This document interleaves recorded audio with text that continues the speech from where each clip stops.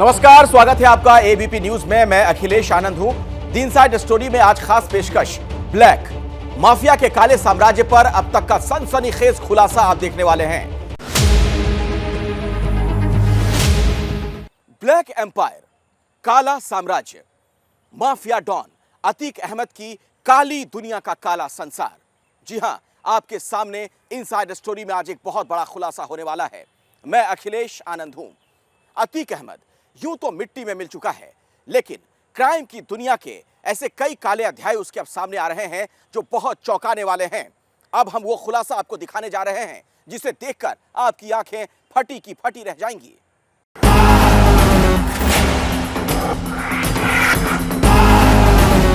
अतीक की डायरी में किसके किसके हैं नाम?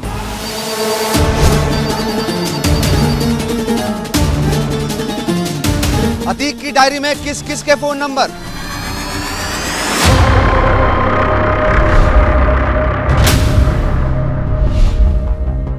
क्या अतीक के मददगारों का पता लग गया है?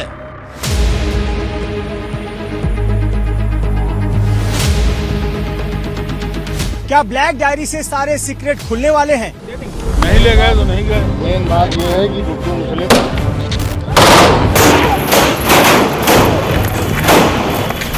क्या ब्लैक डायरी से जुड़े हैं अतीक मर्डर केस के तार?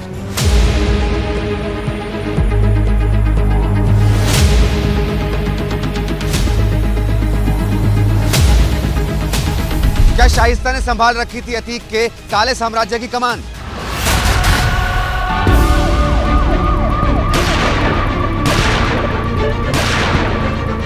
कौन है अतीक का वो गुर्गा जो अब अतीक के बेटों का जानी दुश्मन बन बैठा है?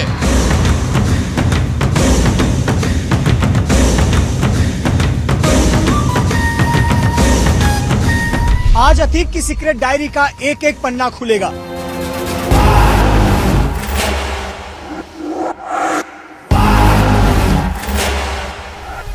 अगले आधे घंटे अपने टीवी स्क्रीन पर नजरें गड़ाए रहिए।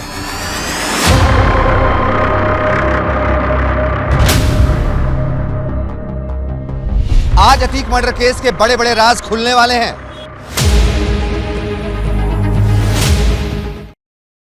आज हम एक सीक्रेट डायरी का रहस्य आपके सामने रखने जा रहे हैं। एक ऐसी डायरी जिसमें अतीक अहमद के कई मददगारों का जिक्र है, कई फोन नंबर का जिक्र है। जानते हैं ये डायरी किसकी थी? ये डायरी खुद अतीक अहमद की थी और यकीन मानिए इसके एक एक पन्ने में कई रहस्य हैं। जब वो खुलासा होगा हर कोई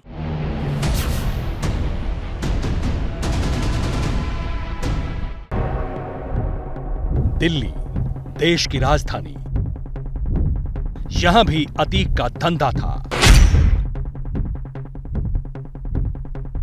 राजस्थान में भी अतीक ने करोड़ों की जमीन कब्जाई।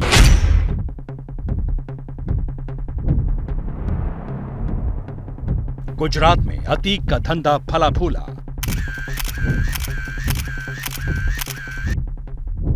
मध्य प्रदेश से लेकर मुंबई तक को माफिया ने नहीं छोड़ा था। हथेली को गाल पर रखिए और पल भर के लिए सोचिए। सोचिए तो सही कि पांव में सैंडल, शरीर पर खद्दर का कुर्ता, सिर पर सस्ता सा गमछा और गोल फुटबॉल से फेस वाले इस माफिया ने अरबों, जी नहीं, खरबों की मिल्कियत कैसे बनाई। कब्र में जा चुके अतीक के काले कारोबार को लेकर जो सनसनीखेज खुलासा हुआ है वो हैरान कर देगा। जानना चाहते हैं तो सुनिए। सूत्रों के मुताबिक अतीक अहमद की ससुराल से माफिया की एक डायरी बरामद हुई है। डायरी में अतीक के खानदान के सारे कच्चे चिट्ठे हैं, करीबियों के नाम हैं, मददगारों के पते और फोन नंबर हैं। डायरी में अतीक अहमद के 5 राज्यों में फैले काले साम्राज्य का पूरा बही खाता है। अतीक का काला कारोबार दिल्ली से लेकर मुंबई, मध्य प्रदेश से लेकर राजस्थान और गुजरात तक फैला है। सकरी गलियों वाले चकिया की गुंडई से माफियागिरी तक पहुंचे अतीक अहमद ने 4 दशक के दौरान खौफ और खून से सनी जराइम की सल्तनत कैसे तैयार की, जमीन कब्जाने से लेकर कैसे फर्जी कंपनियां बनाई, रियल एस्टेट से लेकर होटल तक के कारोबार को खड़ा किया, इसकी पूरी डिटेल इस डायरी में है। हम इस वक्त प्रयागराज में हैं और प्रयागराज में ये जो घर आप देख रहे हैं ये है शाइस्ता का मायका, अतीक अहमद का ससुराल है। शाइस्ता के पिता मोहम्मद हारून उत्तर प्रदेश पुलिस में हुआ करते थे, जो कि रिटायर्ड हैं, और इसी घर से पुलिस को डायरी मिली हुई है, साथ ही साथ कुछ महत्वपूर्ण दस्तावेज मिले हुए हैं जिसमें बड़ा खुलासा हुआ है। अतीक के ससुर के घर से बरामद डायरी से जो सबसे बड़ा खुलासा हुआ है, उसके मुताबिक अतीक अहमद का काला कारोबार देश के 5 राज्यों में फैला था। गुजरात, राजस्थान, मुंबई, मध्य प्रदेश और दिल्ली में बेनामी कंपनियां बनाई। फर्जी कंपनियों से करोड़ों के लेन देन की भी तमाम जानकारी इस डायरी में है। इसी संदूक में से यूपी पुलिस को डायरी मिली हुई है, और ये जो डायरी है, ये इस डायरी में 25 हवाला कारोबारियों का नाम, नंबर, पता, उनसे जुड़ा हुआ व्यवहार, उसका जिक्र है। इस डायरी में जिस प्रकार का नाम जिक्र किया गया है, उनसे व्यवहार कितना हुआ, कितने पैसे की लेन देन हुई, उनको कितने पैसे दिए गए हैं, किन जगहों पर प्रॉपर्टी को डेवलप करना था, उसका रिकॉर्ड भी इस डायरी में है। अतीक के खानदान ने गुंडों के दम पर देश के कोने कोने में जमीनें कब्जाई। शाइस्ता का जो शौहर चकिया का मामूली सा गुंडा था, 3 दशक में उसने प्रयागराज के बड़े इलाके में अपना साम्राज्य तैयार कैसे कर दिया था। अतीक के ससुर के घर से बरामद डायरी में इसका जिक्र सबसे पहले है।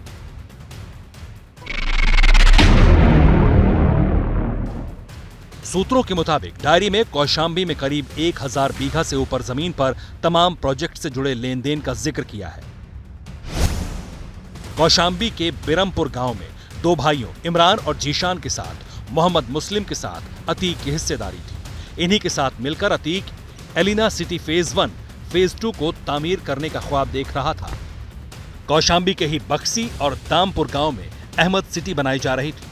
सैदपुर बक्सी गांव में असाद सिटी, तो रावतपुर में साई बिहार प्रोजेक्ट भी अतीक का ही था। यूपी ही नहीं, देश के कई राज्यों में अतीक अहमद के खानदान का अवैध कारोबार फैला है। पता चला है कि 1500 करोड़ से ज्यादा का निवेश अतीक अहमद ने उत्तर प्रदेश के बाहर के राज्यों में किया है। कब्र में जाने से पहले अतीक गुजरात के जिस साबरमती जेल में रहा, वहां भी अपने काले धंधे को फैलाया।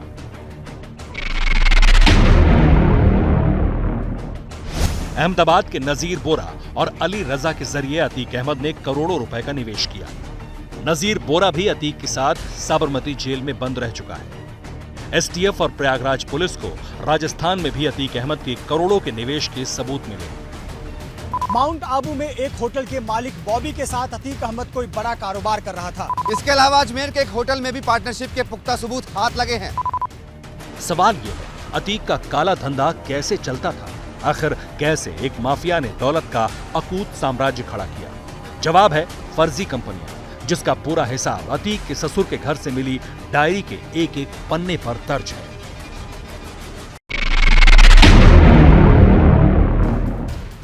अतीक अहमद ने अपने जरायम के पाप को पैबंद में लपेटने के लिए कई फर्जी कंपनियां बनाई थी।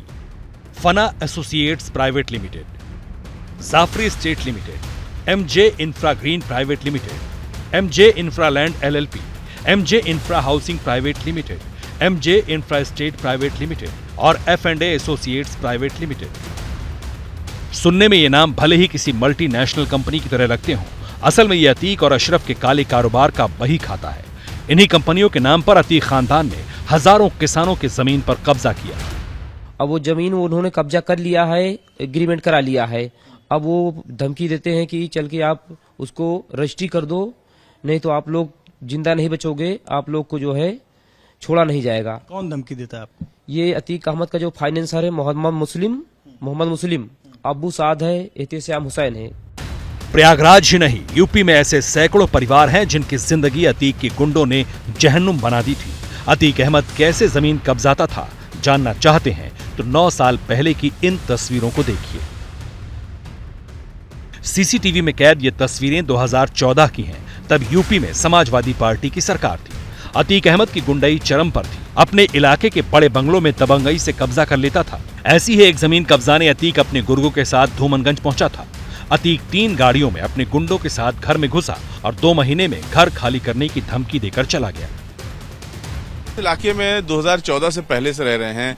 अतीक अहमद आया था और उसने कब्जा करने की कोशिश की थी। ये बात आप लोगों को कब पता लगी? ये हम लोग काफी दिन बाद पता चली थी। उस टाइम हम लोग थे भी नहीं यहाँ पर, तो बाद में पता चली। फिर क्या लोगों ने बताया, क्या पता लगा? कि वही अतीक अहमद यहाँ पर आए थे। अब ये नहीं पता था क्या कारण था, क्या है, ये हम लोगों को नहीं पता था। वक्त का फेर देखिए, जिस बंगले में अतीक अपने गुर्गों के साथ गया था वहां अब विश्व हिंदू परिषद का दफ्तर है, एक स्कूल चलता है और बाहर यह भी लिखा है कि भगवान कृष्ण का मंदिर बनेगा। तो बंगला कब्जाने वाला अतीक कब्र में दफन हो चुका है, लेकिन सवाल बाकी हैं।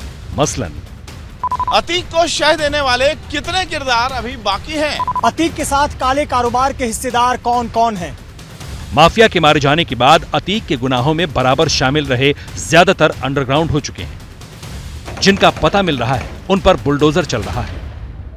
यहाँ पर जो अतीक और उसके गैंग के सदस्यों की जो गुंडागर्दी थी उसकी तस्वीरें हैं, उसका जो खौफ था उसकी तस्वीरें हैं, क्योंकि इन जमीनों को कब्जा कर लिया गया था और अब हाई कोर्ट के आदेश के बाद इन जमीनों को फिर से देखिए जो कब्जा है उसे छुड़ाने के लिए यहाँ प्रशासन कार्यरत है और प्रशासन जो है एक बार फिर से यहाँ पर बुलडोजर एक्शन में है। धूमनगंज की जिस जमीन पर बुलडोजर चलाया गया उस पर अतीक के गुर्गे रिजवान ने कब्जा किया था, अवैध कब्जा कर प्लॉटिंग कर दी थी। हाईकोर्ट ने 48 घंटे में जमीन कब्जा मुक्त करने को कहा था, जिसके बाद बुलडोजर चला दिया गया। अतीक ही नहीं, अतीक के हर गुर्गे का हिसाब होने वाला है। शाइस्ता के मायके से डायरी मिल चुकी है जिसमें हर उस शख्स का नाम, पता, फोन नंबर दर्ज है जो अतीक के हर पाप में गुनहगार, हिस्सेदार और जिम्मेदार है। तो यहाँ से यूपी पुलिस ने महत्वपूर्ण दस्तावेज बरामद किए हैं, डायरी बरामद की है जिसमें हवाला कारोबारियों के नाम है, अतीक अहमद के करीबियों के नाम, नंबर, फोन नंबर है, खास करके उन लोगों के नंबर हैं जिन्होंने अतीक अहमद के काली कमाई को वाइट करने का, गोरा करने का जो काम किया है, ब्लैक मनी को वाइट करने का काम किया है, उन लोगों के नाम है। जहां जहां अतीक अहमद ने पैसे लगाए थे उसका पूरा ब्यौरा इस डायरी में है। उस आधार पर यूपी पुलिस अब आगे की जांच कर कानूनी कार्रवाई कर सकती है। कैमरामैन धर्मेंद्र पांडे के साथ मृत्युंजय सिंह, एबीपी न्यूज, प्रयागराज। अतीक के गैंग के 125 मेंबर्स की लिस्ट हमने कुछ दिनों पहले आपको दिखाई थी। उनमें कई लोग ऐसे थे जो अतीक अहमद की शागिर्दी में रहे, जराइम की दुनिया में उसके साथ ही रहे, उगाही के धंधे को चलाते थे। उन्हीं में से एक नाम मोहम्मद मुस्लिम का भी है जो अतीक का बहुत खासम खास हुआ करता था। मोहम्मद मुस्लिम गुड्डू मुस्लिम नहीं था। मोहम्मद मुस्लिम दरअसल इन दिनों अतीक के खानदान का दुश्मन नंबर 1 बना हुआ है। ब्लैक का यह चैप्टर देखना भी आपके लिए बहुत महत्वपूर्ण होगा।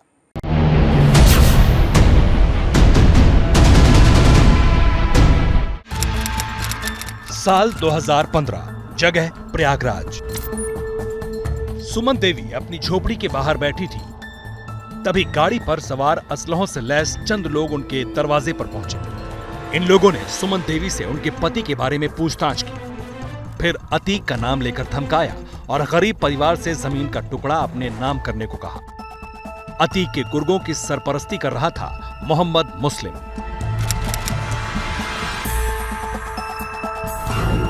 वही मोहम्मद मुस्लिम जो बिल्डर है, फाइनेंसर है, आज खुद को अतीक का पीड़ित बता रहा है। ये साल 2023 है, लेकिन साल 2015 में वो अतीक का सबसे भरोसेमंद शागिर्द, सबसे खास गुर्गा हुआ करता था। आता था सर तो ये अतीक अहमद का नाम लेता था, अशरफ का नाम लेता था कि भाई भेजे हुए हैं, चल के आप रजिस्ट्री कर दीजिए और रजिस्ट्री कर दीजिए जल्दी से जल्द, नहीं आपको सजा भुगतना ही पड़ेगा। हम लोग को डराता था। हमारी बहन जो है विधवा है, दूसरों के घर में चूल्हा बर्तन करती है सर। उनके घर में छोटे छोटे बच्चे हैं, नाबालिग बच्चे हैं, और सर एक कच्चा मकान बना के रहती है कहीं दूसरी जगह पे, और एकदम मजबूर है सर। और अपनी जमीन तो उनकी प्लाटिंग कर दिया है, कब्जा कर लिया है सर। हम लोग जाएं तो कहाँ जाएं, कोई सुन नहीं रहा है सर हमारी। साल 2015 वो वक्त था जब अतीक का सितारा बुलंदी पर था। प्रयागराज में जमीन का कोई भी बेशकीमती टुकड़ा अतीक एंड कंपनी की नजर और कब्जे से बचता नहीं था। और कब्जे का ये कारोबार सिर्फ अतीक अहमद नहीं करता था। अतीक के गुर्गे भी जमीन कब्जाने का काम किया करते थे। वो अतीक का नाम लेकर जमीन कब्जाते थे। आमतौर पर वो जमीन में अतीक को उसका हिस्सा दिया करते थे।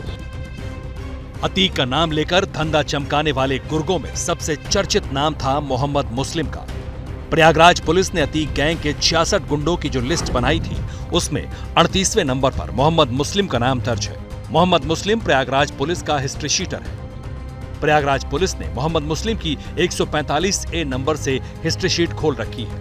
लखनऊ से प्रयागराज तक मोहम्मद मुस्लिम पर 16 मुकदमे दर्ज हैं। मोहम्मद मुस्लिम के खिलाफ धोखाधड़ी, जालसाजी, गुंडा एक्ट के तहत केस दर्ज है।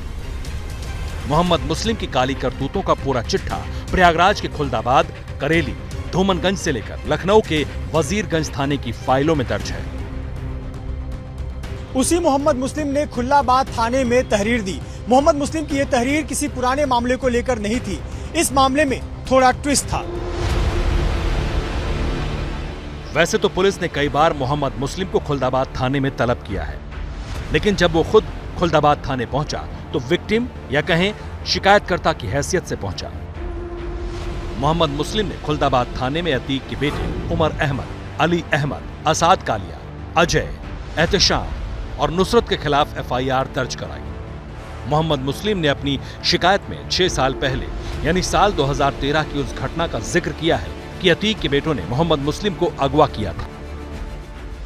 यह जो आपराधिक मामला है, इसमें अपहरण, मारपीट, रंगदारी, वसूली समेत कई धाराओं के तहत केस दर्ज कराया गया है। मोहम्मद मुस्लिम ने जो एफआईआर दर्ज कराया है, उसमें आरोप लगाया कि अतीक अहमद ने धूमनगंज के देवघाट पर उनका जो बेशकीमती पैतृक जमीन है, उसे वो जबरन लेना चाहता था। 2017 में अतीक के बेटों ने अपने गुर्गों के साथ में मोहम्मद मुस्लिम का अपहरण किया था। अपहरण करने के बाद उसे चकिया के दफ्तर पर लेकर गए थे, जहां उसके साथ मारपीट हुई थी।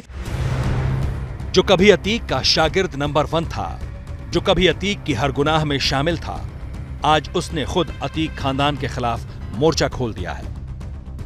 उमेश पाल हत्याकांड के बाद से ही मोहम्मद मुस्लिम लगातार चर्चा में बना हुआ है। अतीक अहमद के पूरे परिवार के इस मामले में फंसने के बाद से वो खुद को विक्टिम के तौर पर दिखाने की लगातार कोशिश कर रहा है। लेकिन मोहम्मद मुस्लिम जैसा दिखाने की कोशिश कर रहा है, पूरा मामला वैसा है भी नहीं। अतीक के क्राइम नेटवर्क की जानकारी रखने वालों का दावा है कि मोहम्मद मुस्लिम के कारोबार में अतीक की हिस्सेदारी थी। अतीक ने कई करोड़ की बेनामी संपत्ति मोहम्मद मुस्लिम के नाम खरीदी थी। प्रयागराज से लखनऊ तक अतीक की कई संपत्तियां मोहम्मद मुस्लिम के नाम पर थी। अतीक की काली कमाई का बड़ा हिस्सा मोहम्मद मुस्लिम के रियल एस्टेट प्रोजेक्ट्स में लगा हुआ था। लखनऊ के टालीगंज इलाके में जिस वली ब्रदर्स अपार्टमेंट को अतीक अहमद की प्रॉपर्टी बताकर बुलडोजर चलाया था, वो भी कागजों में मोहम्मद मुस्लिम का ही था। 24 फरवरी को जिन उमेश पाल की हत्या हुई, उन्होंने भी मोहम्मद मुस्लिम के खिलाफ एफआईआर दर्ज कराई थी। हम लोग जून में दर्ज कराए थे एफआईआर, जून 2022 को। उनका एफआईआर क्या कहते हैं अगस्त में दर्ज हुआ है, 25 अगस्त को दर्ज हुआ है। सर, क्या आपको जो धमकी दी गई, आपसे क्या कहते हैं? ये जो मोहम्मद मुस्लिम है, उसका भांजा है, तशाम है, ये लोग क्या आपसे कहते हैं? परिवार से क्या कहते हैं? ये कहते हैं कि आपके घर के सदस्य जो है, आपके पति हैं, बहन के पति, उन्होंने एग्रीमेंट किया है, चल के उसको रजिस्ट्री कर दीजिए। मोहम्मद मुस्लिम का नाम पहली बार तब चर्चा में आया था जब उमेश पाल हत्याकांड की जांच कर रही पुलिस ने उन गाड़ियों की जानकारी जुटाई जो हत्या के दिन लखनऊ से प्रयागराज आई थी और फिर उसी दिन लखनऊ लौट गई थी। इन गाड़ियों का कनेक्शन मोहम्मद मुस्लिम से जुड़ा था। मोहम्मद मुस्लिम पर धूमनगंज थाने में 2 एफआईआर दर्ज हुई थी। एफआईआर नंबर 290 में मोहम्मद मुस्लिम अतीक के छोटे भाई अशरफ के साथ सह आरोपी था, जबकि एफआईआर नंबर 287 में मोहम्मद मुस्लिम आरोपी था। ये तमाम तथ्य बताते हैं कि मोहम्मद मुस्लिम का अतीक से पैसों का लेन देन था और पैसों के इसी लेन देन में असद ने मोहम्मद मुस्लिम को भी फोन किया था और उमर से मिलने के लिए कहा था। फोन किए थे, ये कह रहे थे कि उमर भाई से मिलने जाते हैं जेल। तो उन्होंने ही हमसे कहा था आपसे बात करने को कुछ। अच्छा, वो 5 तारीख को आ रहे हैं पेशी पे। तो आप टाइम निकाल के वो उनसे मुलाकात के लिए आ जाते हैं। तो हम यार कचहरी हमको न बुलाओ, समझो। क्या हो गया कचहरी में? कचहरी में थोड़ा सा ठीक नहीं रहता, हम कचहरी हम जाते भी नहीं उधर। या जेल चलिए हमारे साथ। अब जेल वेल हम न जा पाएंगे, और कोई मैसेज हो बताओ तो हम बताओ, जो करना हो कर दें। अतीक ने साबरमती जेल से मोहम्मद मुस्लिम को व्हाट्सएप मैसेज भी किया था। तब अतीक ने मोहम्मद मुस्लिम को उमर और असद का कहा मानने और पैसे देने की बात कही थी। पुलिस ने जब अतीक के चकिया वाले दफ्तर पर छापेमारी की तो लाखों रुपए कैश मिले थे। बताया जाता है कि ये पैसे उसी रकम का हिस्सा था जो मोहम्मद मुस्लिम ने अतीक खानदान को दिए थे। इसलिए अतीक से परेशान आम लोग आज भी मोहम्मद मुस्लिम से डरते हैं। डर उतना ही है हमको, उतना ही हम लोग डरते हैं। कभी रात को सुबह शाम कभी निकलते हैं बाहर, डर बहुत है सर हमको। मोहम्मद मुस्लिम आज बेशक अतीक खानदान के खिलाफ थाने पहुंच गया है, लेकिन उसने संपत्ति का जो साम्राज्य खड़ा किया वो अतीक के गुनाहों की नींव पर खड़ा है। आज शागिर्द अपने उस्ताद के खिलाफ खड़ा है, लेकिन ये तब है जबकि उसके उस्ताद अतीक की हत्या हो चुकी है। शाइस्ता फरार है और उसके बेटे सलाखों के पीछे हैं। उमेश पाल मर्डर केस में जिन मोस्ट वांटेड की सरगर्मी के साथ तलाश हो रही है, उसमें सबसे प्रमुख नाम है शाइस्ता परवीन का। अतीक अहमद की बेगम शाइस्ता परवीन, वो शाइस्ता परवीन जिसे अतीक खानदान की लेडीज ब्रिगेड अब नया डॉन बनाने में जुट गई है। सबसे ज्यादा चौंकाने वाली बात है, उमेश पाल मर्डर कांड में शाइस्ता का क्या रोल था।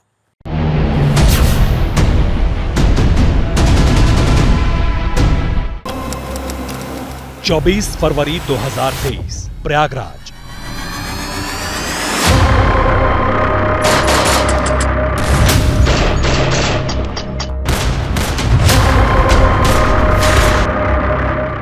वो दिन जब वकील उमेश पाल का मर्डर हुआ। 11 फरवरी 2023 बरेली जेल। वो दिन जब मर्डर की फाइनल प्लानिंग की गई।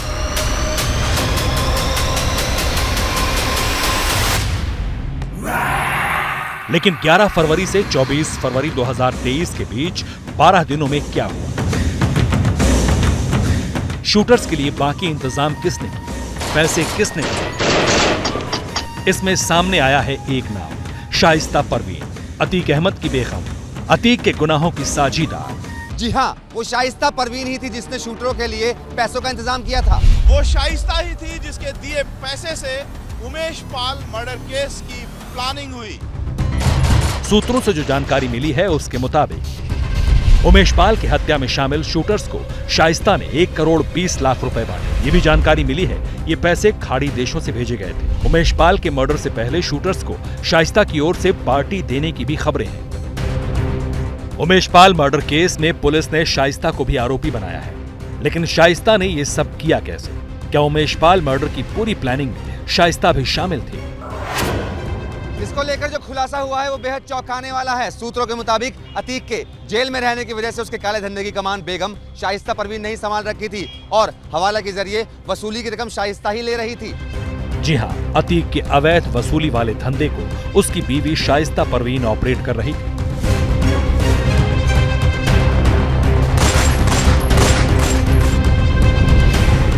जिसका सबूत है ये नोटों की गड्डियां, जिनकी फोटो व्हाट्सएप के जरिए साक्ष्य के तौर पर भेजी गई। इसमें रिसीवर का नाम लिखा है खान सौलत हनीफ। असल में हवाला ऑपरेटर के जरिए पैसे आते थे। उन्हें अतीक का वकील खान सौलत हनीफ हवाला ऑपरेटर से लेता था। हनीफ बैग में पैसे अतीक के करीबी नौकर राकेश को देता था। राकेश वो पैसे सीधे शाइस्ता तक पहुंचाता था। जांच में पता चला है कि जेल जाने के बाद अतीक के पैसों का सारा हिसाब किताब शाइस्ता ही देखा करती थी। अतीक के वसूली और क्राइम सिंडिकेट का पैसा अतीक को न जाकर शाइस्ता के पास ही भेजा जाता था। अतीक के जेल जाने के बाद शाइस्ता न सिर्फ अपने शौहर के काले धंधे संभाल रही थी, बल्कि उसकी राजनीति भी शाइस्ता के भरोसे ही चल रही थी।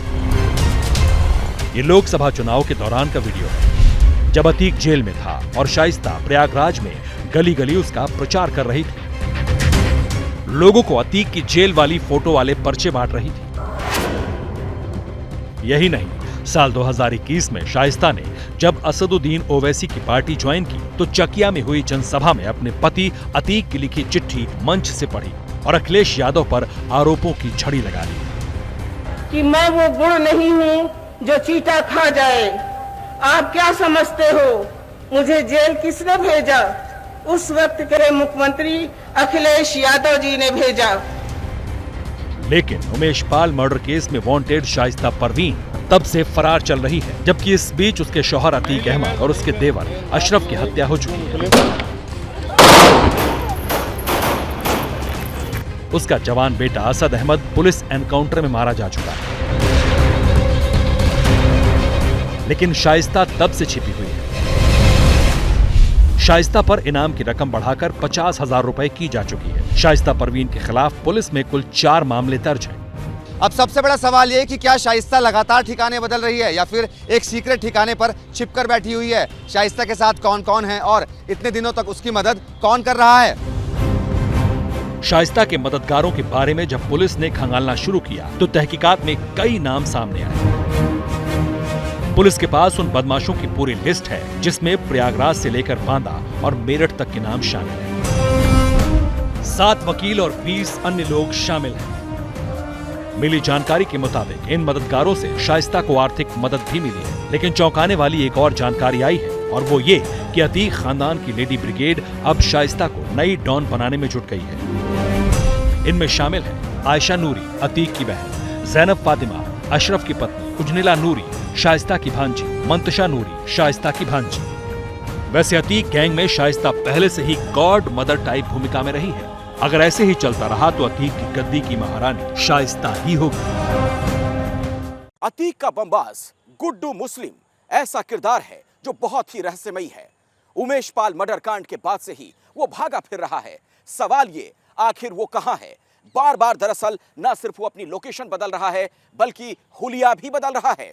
तो आखिर है कहां गुड्डू मुस्लिम?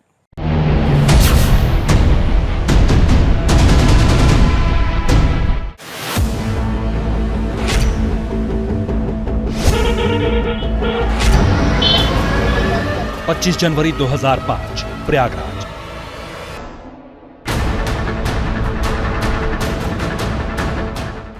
बीएसपी विधायक राजूपाल के काफिले पर अटैक हुआ। अतीक के गुंडों ने 5 किलोमीटर तक पीछा कर राजूपाल को गोलियों से छलनी कर दिया। इस हत्याकांड में अतीक अहमद और अशरफ के साथ जिस नाम की सबसे ज्यादा चर्चा हुई वो नाम था गुड्डू मुस्लिम। अतीक का नया शागिर्द, सबसे खतरनाक बमबाज। लेकिन इस हत्याकांड के बाद गुड्डू मुस्लिम अंडरग्राउंड हो गया। पुलिस गुड्डू मुस्लिम नाम के अपराधी को तलाशती रही लेकिन गुड्डू मुस्लिम नहीं मिला। पुलिस सरगर्मी से गुड्डू मुस्लिम नाम के बदमाश को तलाश रही थी, लेकिन तभी लखनऊ में आयुष चौधरी नाम से एक रियल एस्टेट कारोबारी की एंट्री हुई। पुलिस गुड्डू मुस्लिम को तलाशती रही और लखनऊ में आयुष चौधरी का बिजनेस आगे बढ़ता रहा। लखनऊ में चर्चा आम थी कि आयुष चौधरी के अतीक अहमद से रिश्ते हैं और अतीक का पैसा Ayush Chaudhary real estate business में इन्वेस्ट करता था। चंद सालों बाद अखबार में अतीक गैंग के एक बदमाश की तस्वीर छपी। नाम था गुड्डू मुस्लिम। तस्वीर देखकर लोगों को हैरत हुई। यही वो शख्स था जो आयुष चौधरी बनकर लखनऊ में फरारी काट रहा था। उमेश पाल मर्डर केस में फिर गुड्डू मुस्लिम फरार है। मेरठ, अजमेर, नासिक, पुणे, कर्नाटक, ओडिशा, छत्तीसगढ़ से लेकर पश्चिम बंगाल तक गुड्डू मुस्लिम की तलाश हो रही है, लेकिन बमबाज गुड्डू पुलिस की गिरफ्त से बाहर है। आखिर अब तक पुलिस की गिरफ्त से कैसे बाहर है गुड्डू मुस्लिम?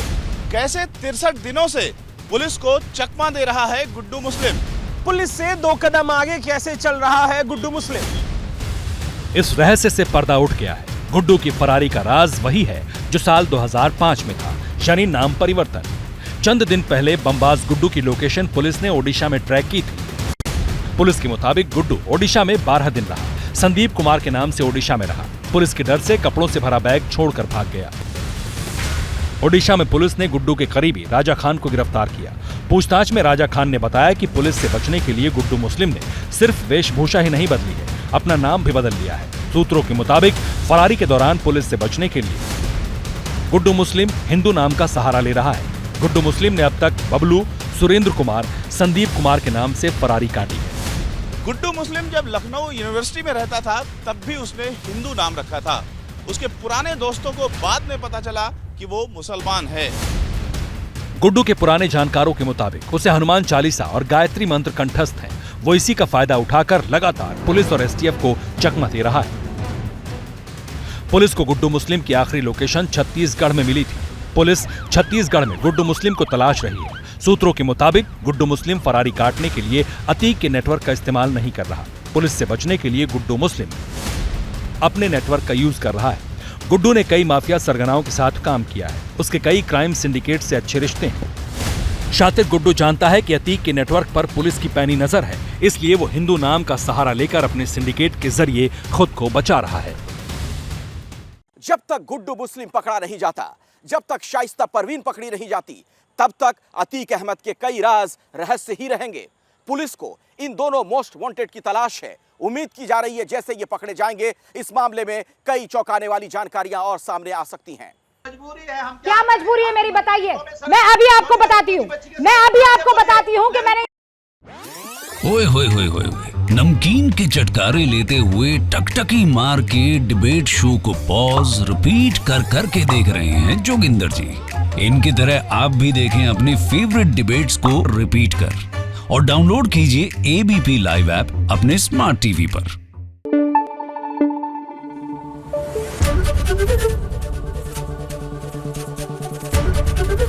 एबीपी न्यूज आपको रखे आगे।